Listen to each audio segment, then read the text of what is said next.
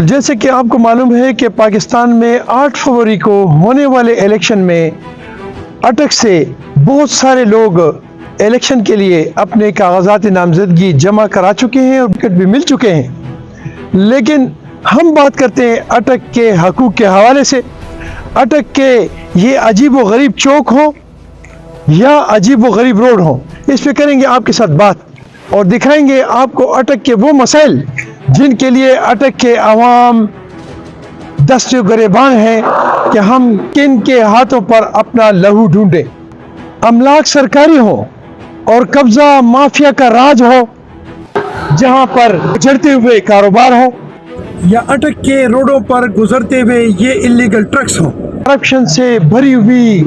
یونیورسٹیاں ہوں، یا یہ روڈ توڑ مافیا اس طرح برسر پیکار رہے گا اور میری دھرتی کا سینہ چیرتا رہے گا۔ تو یہ ہے اٹک کے عوام کے مسائل اور ان کی آواز۔ تو اب روکیں ان سیاستدانوں کو اور پوچھیں ان سے اپنے مسائل کا حل کہ آپ ہمارے ان مسائل کے لیے کیا کریں گے۔